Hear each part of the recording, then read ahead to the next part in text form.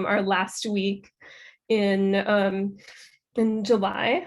So I'm really pleased to introduce this week Dr. Malia Fullerton, who is a professor of bioethics and humanities at the University of Washington, as well as a member of the public health genetics group, along with me and several genome sciences faculty. So Professor Fullerton got her PhD at Oxford in human population genetics, and then did postdoctoral work at Penn State, first in human genetics and anthropology, and then later in NIH's Ethical, Legal, and Social Implications program. And after that, she had her first faculty position at the University of Durham in the United Kingdom before coming to UW. And yeah, it'll be really exciting to hear her talk about big questions related to genomics and society. So yeah, I'll turn it over to you, Malia.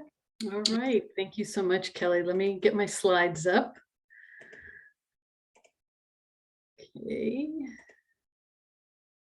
Would you prefer people hold their questions till the end, or ask questions in the chat? Or you know, this is a funny sort of talk. I don't know if there could be questions as we go along or not, but certainly if I'm going too fast or if people have a clarifying question, I would welcome questions as we go along.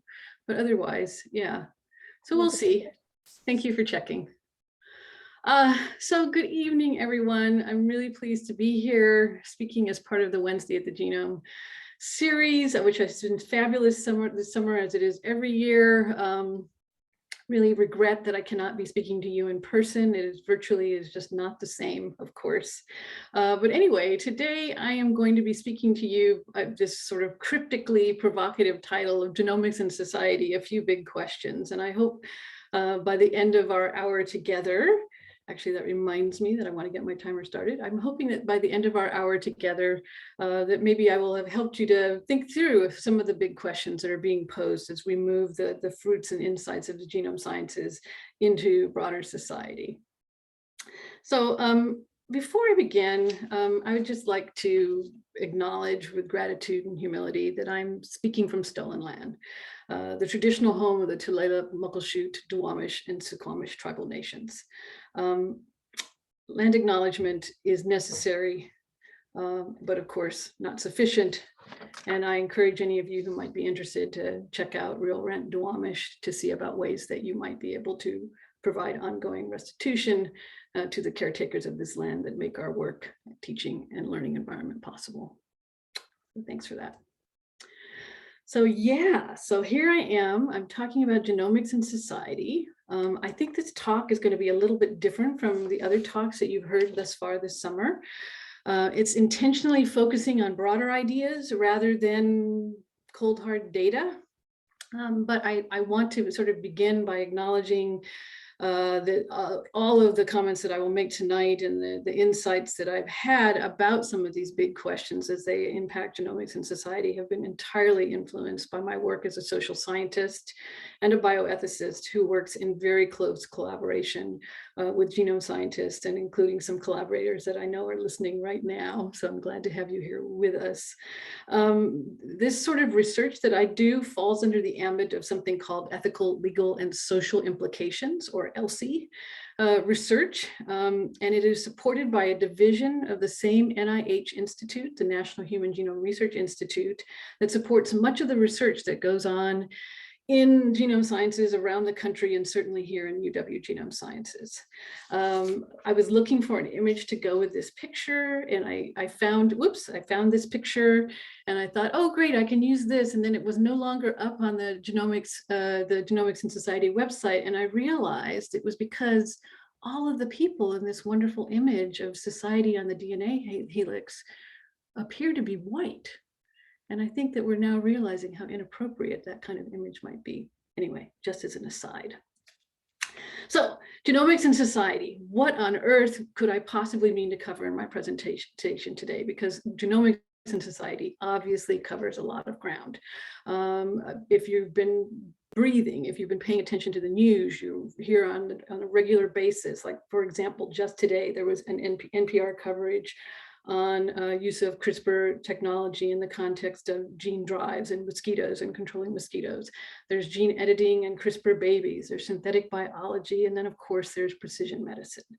So what I have decided to do is sort of take my cue from the kind of the bullet points of foundational principles informing genomics and society that were articulated in the most recent version of the strategic plan of the National Human Genome Research Institute, the institute that funds a lot of our research. And they put out a formal forward-looking strategic plan for the next 10 years of genomics research and translation last fall in the pages of Nature magazine. And in one of the boxes as part of that publication, they talked about the things that, in the domain of genomics and society that we really needed to be paying attention to in the next 10 years, including understanding the interrelationships between genomics and the social environmental factors that influence human health, empowering people to make well-informed decisions about genomic data, and developing data stewardship systems that reinforce those choices, and increasing the genomic literacy of all sectors of society in much the way that this public lecture series aims to do.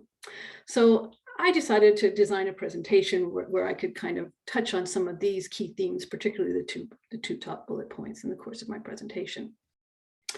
We can trace those foundational goals for genomics and society to the genesis of the genomic age, right? And this enormous scientific achievement that was the completion of a single copy of the human genome, the culmination of the draft human genome sequence, which was of course completed in 2001.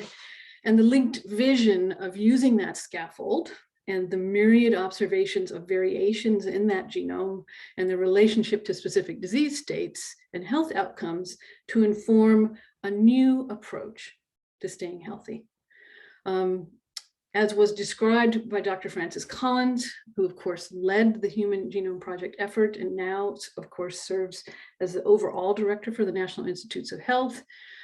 That vision that he articulated and that really I think we've been trying to achieve in the last 20 years since the completion of the Human Genome Project is leading a new true revolution in medicine, one that promises to transform that traditional one-size-fits-all approach into a much more powerful strategy that considers each individual as unique and having special characteristics that should guide an approach to staying healthy, right?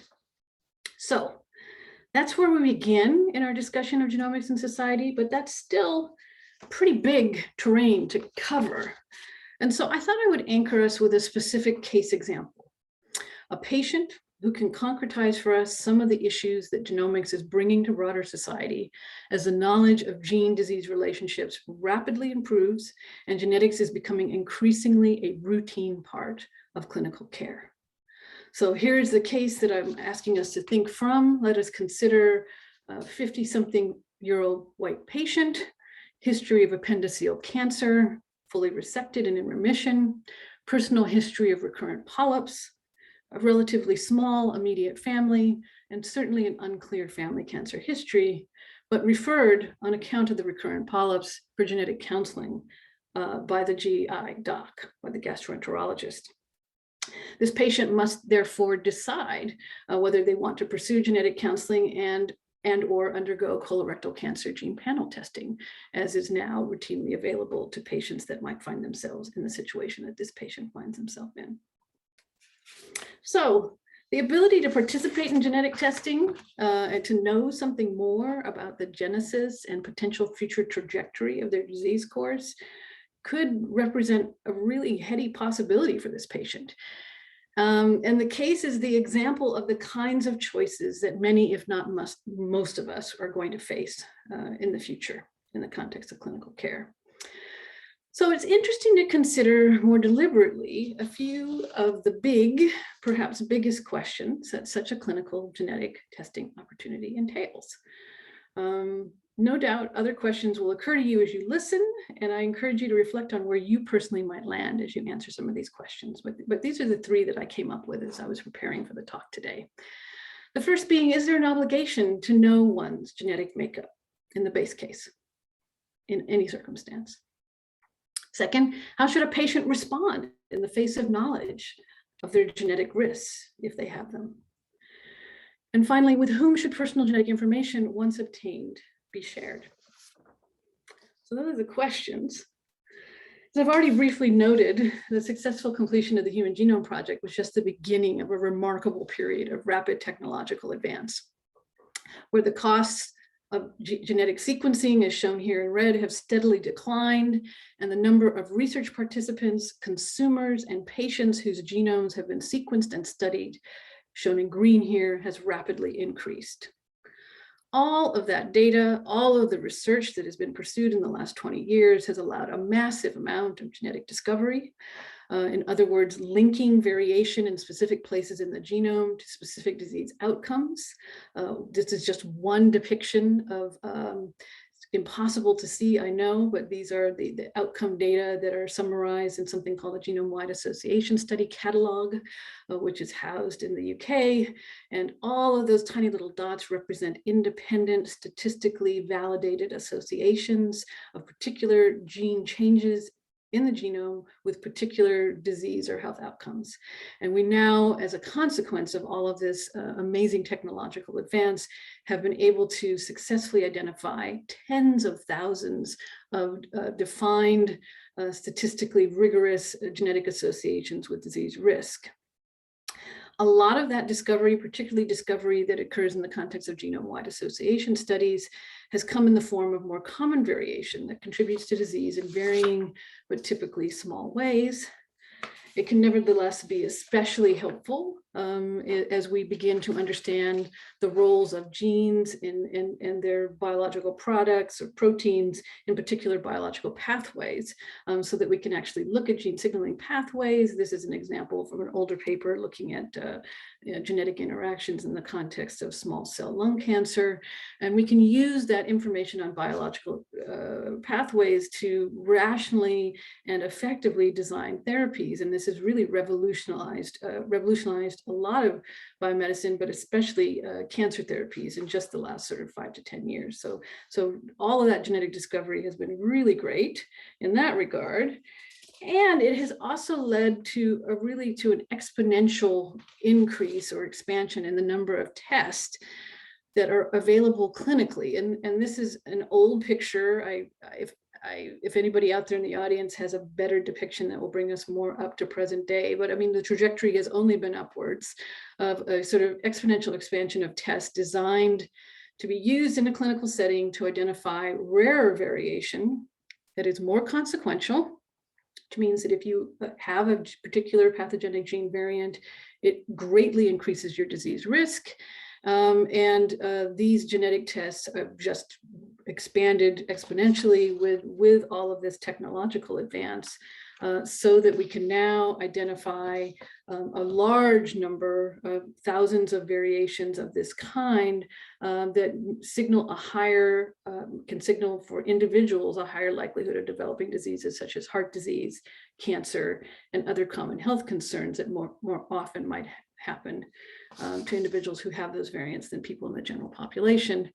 In addition, not only are the number of tests increasing, but the complexity of the tests have been increasing. So whereas at the earliest days of the genome sciences, tests were typically conducted on single gene variants or sometimes in single genes, now it is much more routine and common, particularly in diagnostic workups, to do a whole exome or whole genome sequencing. And in the case of cancers, where we have a targeted set of candidate genes that we know are strongly associated with cancer outcomes, to have patients undergo panel-based tests of tens to hundreds of genes, as in the case example that I started off our discussion with. So all of that scientific advance has really brought us to the current moment and to the current example of the patient who's being offered a panel-based test to understand their risk for colorectal cancer. So that application, particularly the clinical genetic testing applications, that latter fruits of the genetic discovery, which is possible because of all this technological advance, has led to the promotion of what I would like to refer to here. Maybe I'm making this up, but other people, but we certainly, I think of it this way, as a precision medicine paradigm, basically to describe that promise alluded to in the earlier quote by Dr. Collins. namely that by identifying that possibly small, but still that subset of the population who are most likely to become ill on account of some kind of underlying genetic cause, that we can proactively intervene and prevent disease. Okay, so the idea is identify those at higher risk due to genetic predisposition, ideally before they become ill. Once they are identified, pursue earlier or more aggressive intervention, either surveillance, if we think about enhanced risk of breast cancer, mammograms or mastectomy, something like that. And then hopefully minimize or, ideally prevent poor health outcomes, not only for the patient, the immediate patient who's tested, but by getting the information that there's a gene variant that's actually kind of segregating in the family, ideally to get this information throughout the family. And then, of course, if we can do this and actually do this in advance, prior to any symptoms, everyone will live long and healthy lives and live happily ever after. So this is the paradigm that's guiding the patient's referral, in our case, to genetic counseling. And this is the paradigm that provokes some of those very big questions about genomics and society that I outlined a few minutes ago. So let me step through this more slowly so you can see what I'm driving at, or what I'm hoping that we can talk about today. So let's return to those big questions. Here's the first one. Is there an obligation to know one's genetic makeup? Well, this question is directly tied to the first step in the paradigm, namely the identification of genetically at-risk individuals. Now, there's a number of ways that patients can come to some kind of understanding that possibly they are subject to a genetic predisposition. Maybe an astute clinician, a primary care doctor, recognizes a suggestive family history, or some other way, a kind of a family history of a consistent pattern of disease comes to someone's attention, and someone says, hey, have you ever thought you might have something genetic going on in your family? Another way in which people come to this information is that they're curious about themselves. And as we know, a lot of people avail themselves of direct-to-consumer genetic testing, more often in the context of modalities that are more non-health related, recreational, such as ancestry testing or participating in genetic genealogy and other kinds of things. But increasingly, direct-to-consumer tests also can provide information about health risks. Or a patient might be invited to participate in a genetic research study and inadvertently or perhaps intentionally find out information about their genetic risks in that way. Now, you'd think that because there's all these different ways in which you can identify people who might be at a higher genetic risk, that we might be pretty good at it. But in fact, there's all kinds of data to suggest that only a minority of those that are at risk in the population at large are identified by these kinds of approaches. And so this is a really big problem for this precision medicine paradigm. We really don't find people via these modalities all that often. Instead, what happens a little more frequently is something akin to what happened in the case that we started off with. The patient develops a cancer or some other serious disease state, typically at a younger age than is typical for sporadic cases in the population. And that is an indicator that perhaps there's something genetic going on in the patient. Or, particularly in the case of certain cancers, which are now being targeted in precise molecular ways using genetic information in the tumor, genetic testing can be ordered in the context of making treatment decisions that inadvertently or incidentally or secondarily identifies information about constitutive or germline status. Or other features of disease suggest that the patient may have some kind of an underlying predisposition. Again, this was certainly the case for the patient in the case example for whom there was no noticeable family history or indication of a potential concern until the cancer diagnosis. So the question that some of you might be asking yourselves, or a question that I've sometimes, oh yes, there's a case study, question that some of you might be asking yourselves is, hey, if we're not finding these folks who are at higher risk, who we wanted to intervene on and prevent their disease states until they actually get ill, is it too late?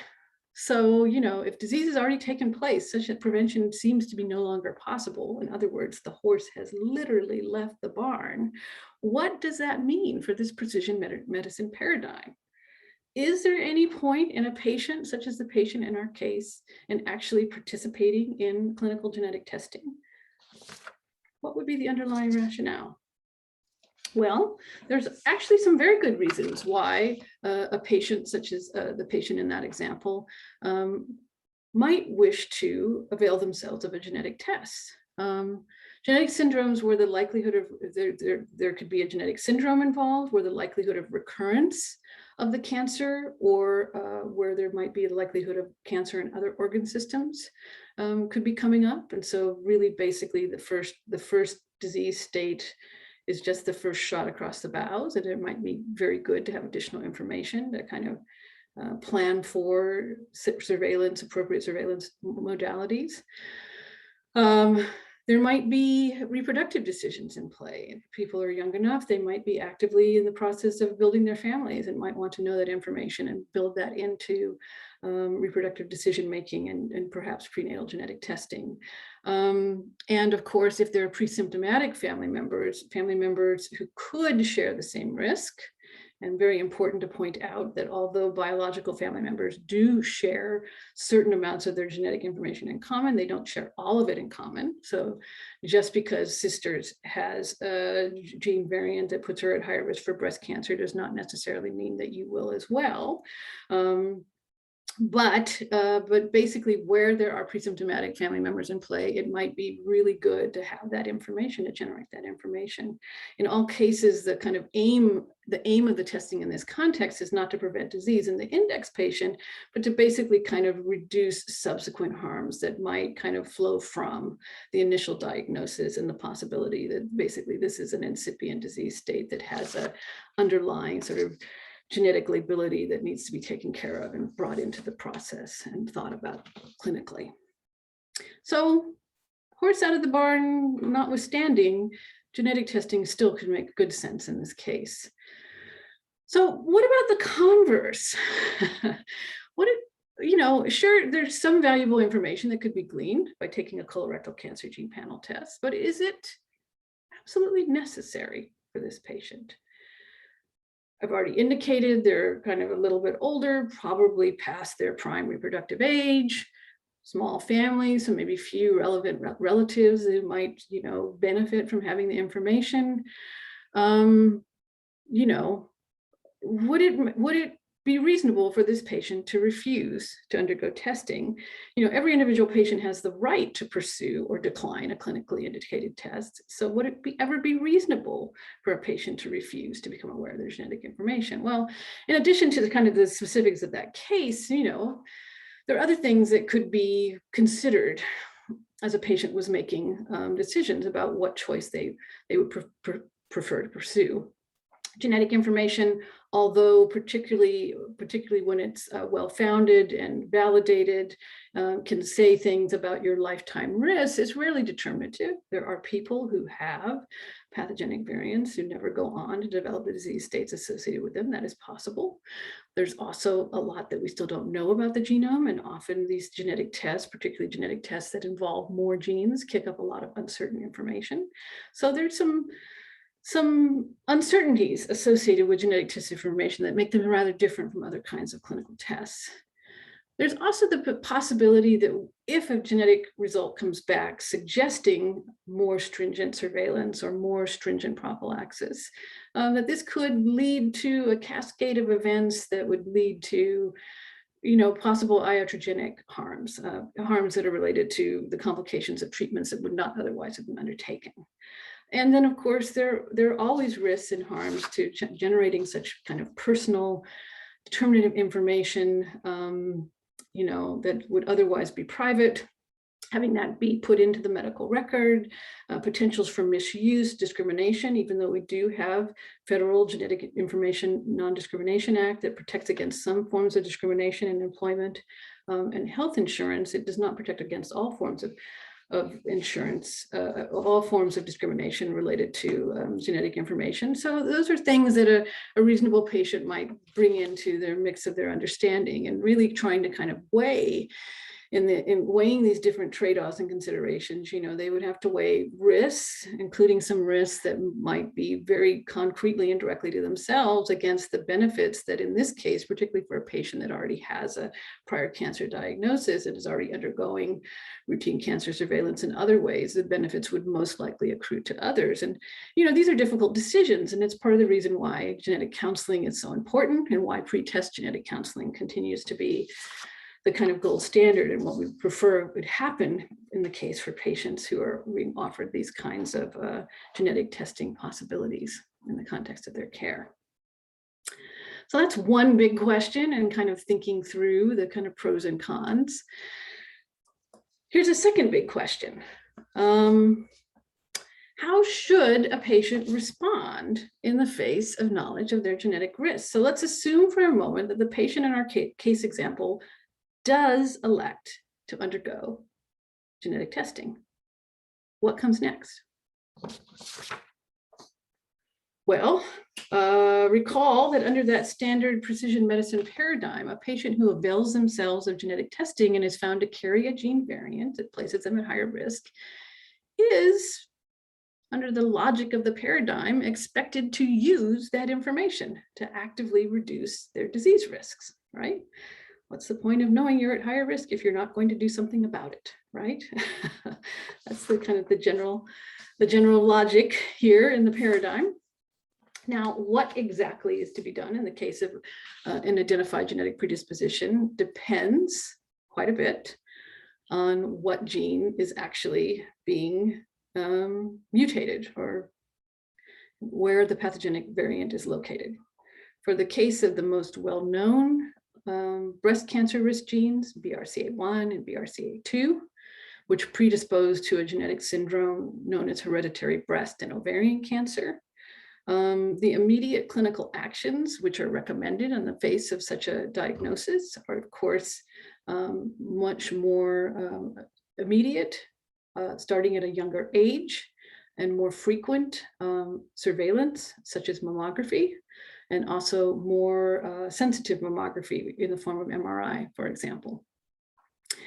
For women who are particularly risk averse or who want to eliminate as best they can any possibility of developing cancer, there's also, of course, the ability to elect to have prophylactic surgery. Either a prophylactic mastectomy, so removal of the breast tissue, or prophylactic splengoophorectomy. I hope I'm pronouncing that right. Apologies to those of you who do this for a living. But anyway, removing the at-risk organs and doing so at a young age prior to the generation of cancerous tissue. And that's a pretty extreme prophylactic measure, but it's a prophylactic measure that many women elect to pursue precisely because they want to reduce their risks. And there's now very, very good epidemiological data to suggest that women who do that are able to mostly completely eliminate their risks of breast and ovarian cancer in the face of that genetic diagnosis. For genetic predisposition to colon cancer, the surveillance modality is a little more invasive and typically involves colonoscopy, which is onerous, involves taking time off of work, involves the prep and all of that stuff. So it's a little more involved than more routine mammography, as in the case of HBOC. But with colorectal cancer, what's really nice about colonoscopies is there's a possibility of course, the gastroenterologist identifying incipient polyps and removing it. So it's not only just surveillance, but it's also actively kind of acting on incipient cancerous tissue and removing it at the earliest stages, and therefore reducing risk without removing the entire organ, in this case the colon, which would of course be very difficult to do. So, but again, there are tangible actions that can be taken in the face of this kinds of genetic test information. Most patients with questions about heritable colorectal cancer risk are now offered multi-gene panels that look simultaneously for gene changes in multiple genes linked to different forms of colorectal cancer and/or polyposis.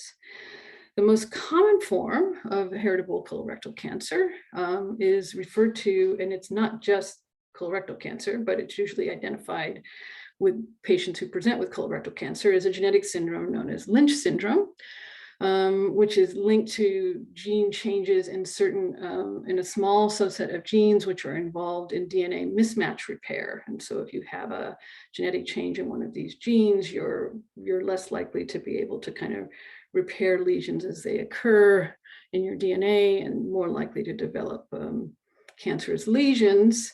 Note though, which cancers develop can vary.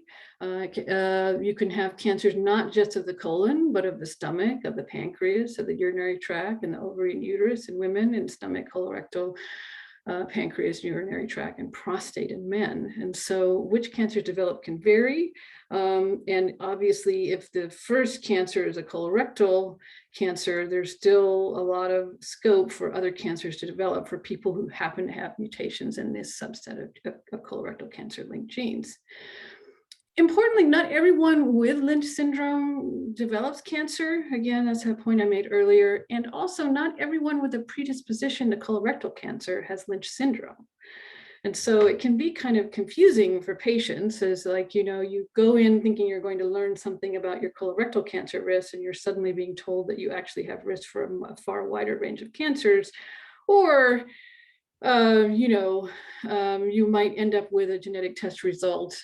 You might still clearly be in a higher risk category for colorectal cancer, but not have any evidence of Lynch syndrome, or indeed any kind of positive test results, even from a comprehensive panel test. So, and this is another one of these things that I just think that members of the general public don't really, are not as aware of, perhaps, as they could be, is that, with a test that looks comprehensively at either a large number of genes that have been previously associated with a particular cancer type, such as colorectal cancers, you'd think that most patients would get some kind of information from a multi-gene panel test, right? I mean, it sort of feels like a no-brainer. But in fact, the kinds of results that come out of panel-based testing are more often of this kind of character. These are old data. So people who know, the latest data, forgive me, it was just a nice picture that I could include in this presentation. These are data out of a group at the City of Hope.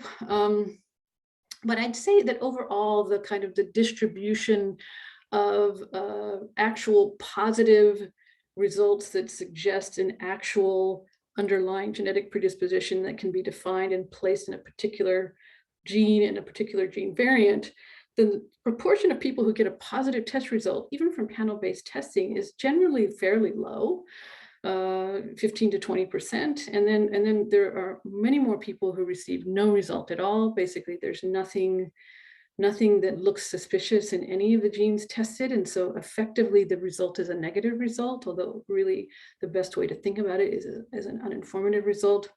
And then there's a whole big other class of gene changes that can be identified as part of this sequence-based testing, where we're sequencing through a whole gene, we're identifying a gene change in a gene that has been associated with some form of colorectal cancer, but no one's ever seen that gene change before. And without additional information, it's impossible to say for certain whether that variant actually is contributing to the disease risk in the patient or not. And we classify these kinds of uncertain variations as variants of uncertain significance, or VUS. So there are these different types of test outcomes. And in fact, the likelihood of actually getting an answer, even from panel-based testing, can be sort of surprisingly low. And even though we're learning a great deal about the ways that genes contribute to disease risk, this is still the case currently. So that's just a little factoid to kind of bring into the conversation. And yet, one of the more interesting features of genetic testing is how, hello? Oh, sorry, okay.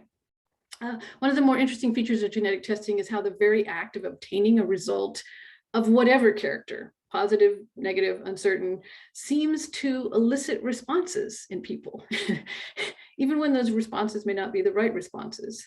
So the whole kind of question about should one act and how should one act, and would it be reasonable to not act, in the face of a genetic test result?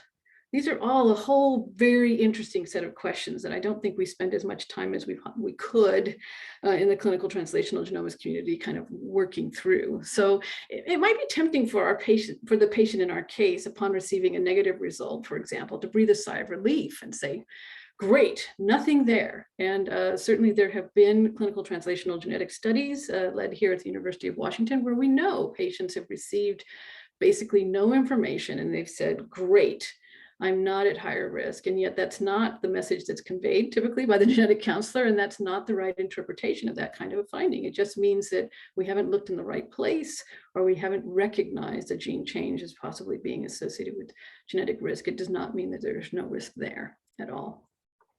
An uncertain result might lead to a different kind of action, maybe enlisting other family members who might also have similar disease states and trying to help to kind of figure out whether this variant is a benign variant or actually leading to disease risk. Or then, of course, a definitive pathogenic variant can be identified. And then that leads to that whole slew of extra clinical stuff. In this case in particular, a pathogenic variant suggesting Lynch syndrome would lead to a bunch of additional clinical surveillance, because now we have to be paying attention to possible incipient cancer in a wider array of organs than was initially, the focus of attention of the oncologist in the case of the patient who began just with an appendiceal cancer. So, and that brings up again this issue of iatrogenic harms. So once more, the patient here is faced with weighing the trade-offs, right, of acting or holding tight. And importantly, note how the pursuit, I have to bring this up because again, I don't think we think about it enough when we're talking about should they or shouldn't they, is any possibility of intervention in this case assumes that the patient that receives the information that they're at higher risk actually has the wherewithal to act on that information, assumes that they have adequate access to healthcare. It assumes that they can pay for additional screening modalities, additional diagnostic tests, additional prophylactic surgeries. And unfortunately, because of the way our healthcare system is set up, only a minority of patients are in that privileged position of being able to act on information. So weighing intervention, whether it might be good, whether it is affordable or not, against uncertainty or ambivalence that might result from other kinds of less readily interpretable information. And then there's this additional concern that I've talked about for a number of years in my teaching that I sometimes describe as the minority report problem, referring to the science fiction story of the division of pre-crime that uses the psychic foreknowledge of a trio of precogs to anticipate and intervene on violent crimes before they occur.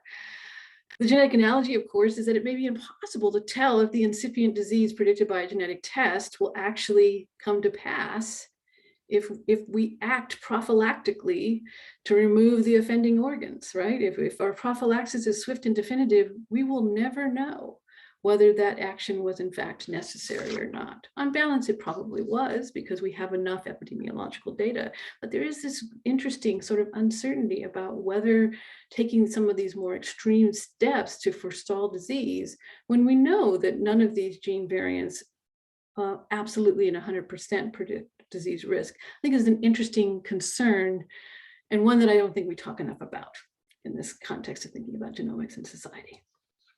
Okay, so on to the third big question. With whom should personal genetic information, once it is obtained, be shared? And this might seem like a kind of a strange question, but again, let's return back to that precision medicine paradigm, right? A key additional pillar of that paradigm is the way that it seeks to use the identification of the high-risk patient to get us to other biologically closely related relatives who may have inherited the same gene change and hence be at similarly high risk, also completely unaware, right? And maybe at a different age range and therefore more fully pre-symptomatic. This approach of using the first patient for whom we definitively identify a genetic susceptibility to identify other genetically susceptible family members in the family is sometimes referred to as cascade genetic testing. So depending on the nature of the gene predisposition in question and whether it's inherited in an autosomal dominant fashion, there's a 50% chance of children inheriting a parent's risk variant. So depending on the nature of the predisposition, depending on the size and the composition of the family, it's possible that many additional family members could potentially benefit from the information that is generated by this initial patient, like in the furthest generation down, learning for the first time about a genetic explanation for a pattern of disease distribution in the family. Cascade screening could even extend further. Genetic relationships extend further out, so that even more distant relatives, such as those who are sleuthed out by amateur genetic genealogists, could possibly be brought into this same broader genetic precision medicine approach. It's an interesting idea.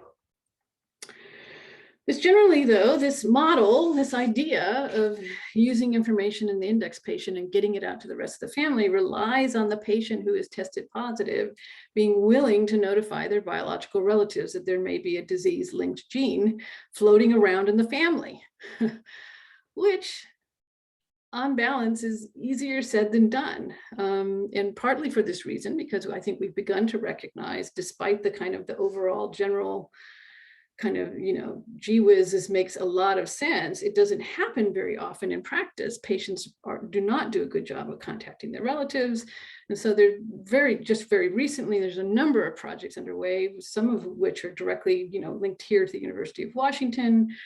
Brian Schertz in Lab Medicine's work with his Connect My Variant project, my colleague Nora Henriksen at Kaiser Permanente, Washington, developing in the Lynch program, a health system directed method for notifying at-risk family members, and then the Washington State Department of Health Cascade Screening Connector, which is trying to use cancer genetic registry information to identify patients who might be at higher risk and to help them connect with at-risk family members. These processes and procedures are beginning to be kind of rolled out, and we'll see how they work in the next few years. I'm very excited about some of these possibilities, which I'm very fortunate to have a role in helping with to certain degrees. But let's ask this question: would it be reasonable for this patient in this case to just go, nope, mine, I'm not going to share? Is the patient obligated to share their personal genetic information with their family members, including maybe even those distant family members?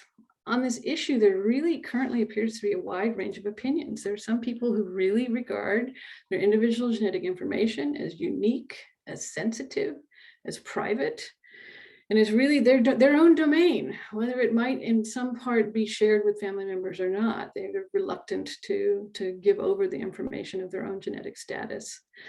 In addition, and this is something that has come up in a number of projects that I've been involved with, sometimes patients like this index case patient that we started with, who already are sick, elect to undergo genetic testing, not because they believe that it will have any direct clinical value for themselves, but because they are interested in informing at-risk family members, and then are somewhat flabbergasted to find out that their family have no interest in knowing their genetic risks, or perhaps no interest in helping them with solving a medical mystery, such as making sense of a variant of uncertain significance. And that's very disconcerting for people who find themselves in that situation. And then, of course, just the business of talking about sensitive health states, of genetic predispositions, can be complicated in the context of broader, complicated family dynamics. And many families have such complicated family dynamics. So figuring out how to negotiate those is an ongoing, broader challenge, and a challenge for the feasibility of this kind of cascade screening approach. So once more, any patient who finds themselves in a situation such as might conceivably, be possible in our case example, really would need to kind of struggle with, okay, let's say that the patient develops good information about their genetic risks, but, to what extent do they want to make that more broadly accessible? Do they want to go to the time and effort to try to explain what is going on in their own health, to cajole people into possibly making decisions about whether they would want to undergo genetic testing themselves? How do they make sure that the people that they are contacting, particularly some of those more distant relatives, are actually people who welcome that kind of contact? There's a whole range of really interesting concerns and trade-offs and questions that come up in the context of trying to address this sort of big question about, once genetic information is in hand, how far does it extend and what obligations extend to the broader family network in this context. It makes good sense from a medical genetic standpoint, but it's often very complicated for families to negotiate and practice. So again, these big questions are likely not the only questions that pertain for a patient, such as the patient described in the initial case example. But I hope that my brief discussion here has concretized to some degree the complexities that can accompany translating these tremendous recent advances in the genome sciences for broader public health benefit. Certainly, I think they illustrate that it's not just that attending to that precision medicine paradigm there's many sort of bumps in the road, and there are many kind of competing considerations that might make what would seem kind of a no-brainer more complicated in practice because of the personal circumstances of the patient, complicated because of the circumstances of the family, and complicated particularly of where the genetic information comes in as part of the broader clinical trajectory. And I just, and I wanted to kind of walk us through these reflections today, reflections which maybe seem kind of, for those of you who are more clinicians might say, yes, of course, these things come up all the time. But I think for others who are in the business of sort of generating genetic knowledge and don't have as much direct interaction with patients, the implications and the struggles and the concerns that come in as we're bringing genomics and society may not always be as transparent. So I kind of wanted to walk us through this example. These complexities have hit home for me in a decidedly personal manner, because I can now reveal that the patient in this case study is me. I was unexpectedly diagnosed with cancer in the spring of 2019, and was in fact, kind of in a remarkable way, recently referred for genetic counseling. I do not have a significant family history. My current symptoms do not, I have been told, meet criteria, current clinical guidelines for testing. And yet I have also been told that I could pursue such testing if I'm willing to pay out of pocket. So, quite unexpectedly, after many years of thinking about these issues as both a bench scientist and then later as a professional bioethicist, I am now faced with answering these questions for myself. And that's been a pretty remarkable turn of events. And I will say, I'm not entirely sure where I will land. And some of you who are listening today, some of you who've known me for a very long time, I'm sure you have your opinions, and you might very well give me very sound advice about where I should land. Of course, I intellectually understand the inherent limitations and uncertainties that might result from participating in a panel-based colorectal cancer directed genetic test. I'm also aware of the ways in which my choices could affect my sense of self, my relationships with my family, both chosen and biological. And that's a pretty weighty responsibility. And I don't take that responsibility lightly. Debbie, join all of us. Yeah, maybe. Anyway, I don't like to think of myself as a Luddite or as an ostrich with her head in the sand. And I do think that I'm going to be kind of working through these processes together, again, with my loved ones, thinking carefully about this, as I think we should. But I mean, it's just been so fascinating to realize that these broader issues, these big questions can come to roost, and can come to roost in the most remarkable and sort of unexpected ways. So here I am, considering my own circumstance, my own sets of questions and trade-offs, and weighing my own decisions here, where, you know, on one side is I kind of think I'm, you know, an intellectual and inherent curiosity about what it might mean to know something more about my underlying genetic makeup and whether in fact that has pushed me in the direction that I found myself in. And recognizing that there's a whole bunch that we don't already know about genetics, and that I might be opening a Pandora's box of a sort that I cannot close if I go down that road. So there you go. That's what I wanted to share today. I went through things a little bit faster than I intended, and I just don't know. Honestly, this was a little bit of an experiment. I don't know if this presentation is going to engender questions, but I really welcome thoughts and discussions and comments, because I imagine that there are others in the audience who have experienced similar disruptions in various ways.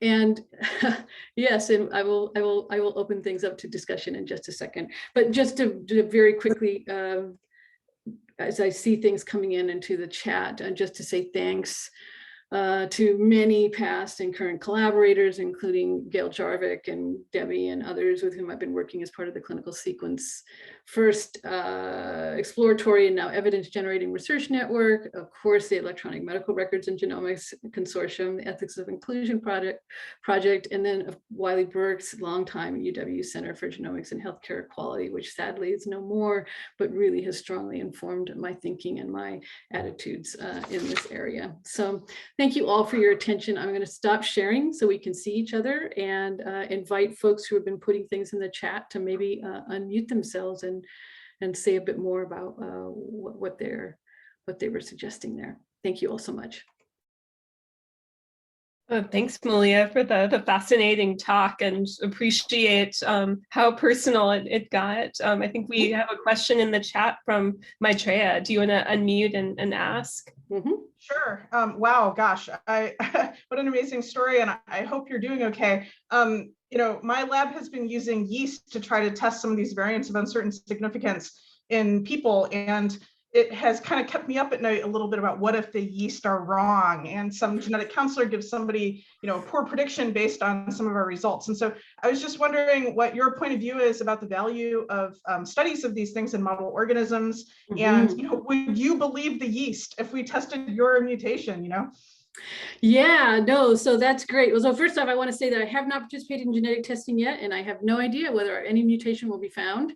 But yes, Maitreya, thank you for that question. I think that's such a great question, which is, you know, would I trust either a kind of a model system prediction, or, you know, increasingly we're doing these sort of wonderful kind of in vitro and also in silico predictions, right? And you know, and I'm not sure if Brian is here or not. I mean, I still think the gold standard with the variants of uncertain significance is watching the co-segregation of gene variants with disease states in families, in real people.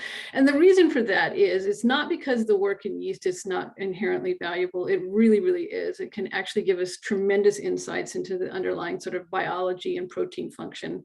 But at the end of the day, these genes are being expressed in bodies that are walking through the world, you know, and there's just stuff that we don't quite understand about moving from a molecular lesion to actually how it gets expressed in the body in the context of a broader environment and a broader set of, you know, for an individual patient such as myself, of like their personal choices, like the food that I eat, the alcohol that I choose to drink, you know, things like that. I mean, and so it's not that I wouldn't trust it. It would be a piece of evidence. It would be a piece of information, but it would be just one piece of information. And I would really, I would be looking to ClinVar and, you know, these larger collections of clinical genetic data that are being generated around the country to see, you know, what other patients like me might also have a gene variant and add that. So it's more of a both and, I would say. I hope that makes sense.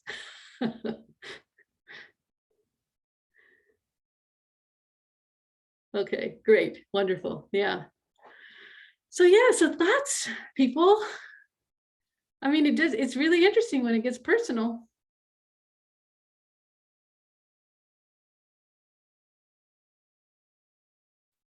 I want to make sure that I'm super clear that I'm not at all questioning sort of the value of sort of the clinical translational impulse. I think it's incredibly valuable. And I think, there's so much, the lure, the iconography, the kind of the ethos of DNA is that it is far more kind of predictive and determinative and sort of absolute than in fact those of us who do this for a living understand it to be. And so in some ways, I'm the best person to undergo genetic testing because I kind of understand the warts and all aspect to genetic testing, and I can kind of be suitably circumspect and skeptical about whatever result comes out the other end. And I guess I will say that I worry a little bit about the average patient who may not understand some of the underlying limitations or may not understand that in fact, like different labs will come to different conclusions about the same gene variant, or that oncologists may not fully understand what a variant of uncertain significance actually means, and the likelihood that it's more likely to be downgraded to a benign status and a pathogenic status, and therefore is something that really should not be acted on, because I think in certain cases, oncologists just see a change in a gene and want to do something about it, right? It's that thing, something is there, let us do something, right? And so it's those kinds of things that I think that we need to be kind of thinking how to handle those processes better. Involves, clinician education. It involves really letting the warts and all nature, I think, of genomic medicine into the public domain and letting the public kind of look over our shoulders and see how much we do and do not understand. I think that's important here as well. Yeah, that makes a lot of sense. I'm curious, like you nicely explained why an individual might not want a genetic test, but do you think there are any like sorts of research into variant significance that are unethical for scientists to be doing? That's an interesting question. I don't quite know how to answer that. I mean, not necessarily. I think that this is not about doing the research is incredibly important. Being very, very clear with research participants that we're inviting into research studies, that we are still in the process of learning things. And this is particularly true for communities of color, which have been less well represented in prior genetic research, and where what we are able to bring back to them in the context of individual research results is likely to be more limited because we just have not studied those communities to the same degree. I mean, I just think we need to be transparent about that, while at the same time making the case that the only way that we get to better, firmer knowledge is by having more people come to the table and take the risk of participating in this process, getting their genetic information, and being willing to sit, possibly uncomfortably, for a while with some uncertainty until the scientific community catches up and kind of creates knowledge that will be more helpful and useful to them. I don't know if that completely answers your question, Kelly. Yeah, I think it does. Like, I guess I was thinking of the situation of like, if like in like Maitreya said with model organism work and such, if you do some kind of study that implicates a gene as having an effect, and that you publish it, and like people don't understand the nuance, is there ever a case where you would argue just like publishing that stuff at all? Censorship? No, I would never advocate for censorship. I would advocate for rich and deep contextualization. I would advocate, and this is I think slightly more controversial, and you guys can kind of take this away and think about it. That we don't tend to think about like doing work in yeast as something that you might want to involve community partners and thinking about that, and how you might think about presenting that work and communicating it. But wouldn't that be interesting to do that, of actually kind of thinking 6 steps downstream to how that information could actually be used, for example, in practice? And so, it's, I think there are very interesting, I don't think we should ever think about sort of squelching knowledge, but we do need to be very careful as we disseminate, and we can work with community partners to do a better job with that, a better job of explaining what we do, and a better job of, of really helping people to understand what we do understand currently and what we still have a little bit more work to do to understand in the future. Yeah. Yeah, that makes a lot of sense. Since we're coming to the end of the hour, I should probably let everyone go, but thanks again for a really fascinating talk. Can I just say something? Sure, I'm sorry, my internet's unstable, Malia. that's all right. You know my face very well. I Yes, just wanted to say on the case of yeast that the mismatch repair pathway that's important in this disease was discovered in yeast by our colleague Lee Hartwell. yes, thank you very much for that historical context. Very important. Yeah, no, it's very important to realize. Yeah, no, and hugely important, and and very important to have that information to help design cancer treatments, for example, which I hope and pray I'll never have to avail myself of.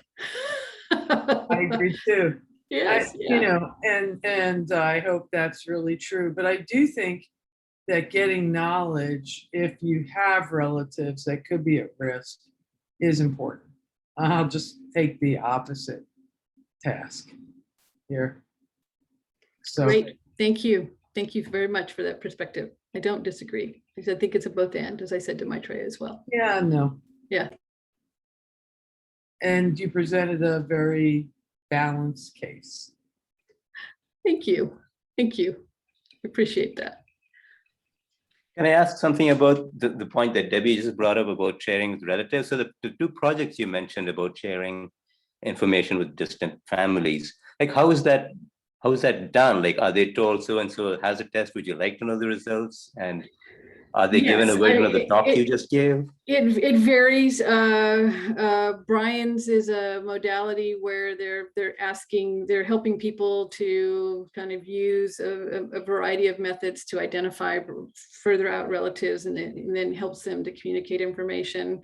The project at Kaiser Permanente is a health system-led approach where basically the health system is asking the index patient, the proband, prior to testing, do they have relatives in the health system? And the idea, and this is being pilot tested, so this is a very new approach. It's still under experimental observation, right?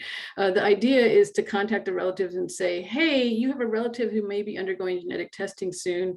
Do you think it would be, if they find out something that might be relevant to you, would you want to be contacted? So this is what, and this came to us by interactions with patients who suggested this pre-consenting model.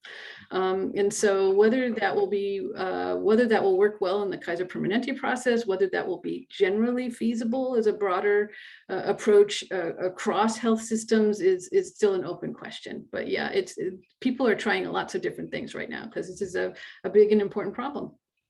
And are they given the kind of education that you just gave us about the pros and cons? I think that most genetic counselors do a very good job of conveying the complexities. The fact is, though, that it's a less than 1 hour conversation, right? And then they send the patients off to talk to their family members, and they give people letters and things like that. But it often gets garbled. Yeah, it's complicated. It's complicated. This is a very hard problem to crack, but an important one. Thank you also for your wonderful talk and sharing really sensitive personal information. Yeah, sure. You're very welcome. Thank you, everyone, for being here with me. I appreciate it. I see we have one more question in the chat from Kaya. Did you want to unmute? Oh, right. Oh, what a great question, Kaya. Am I more worried that something will be found or nothing will be? Actually, I'm more worried that something will be found because I fear suddenly having a whole bunch of medical appointments and a lot of stuff that I would have to do and a lot of more things to be worried about. I'm not the kind of person that subscribes to ignorance is bliss, but yeah. Oh, Alice, it's you. How funny. Anyway, I'm sorry about that. I didn't know it was you. Anyway, yeah, I'm more afraid that something will be found rather than something wouldn't be found. I understand the limitations, and I understand the likelihood that nothing will be found. I think that's very high. Yeah. Okay, thank you so much, everyone. I really appreciate it. Thanks again for sharing, and have a great night, everyone.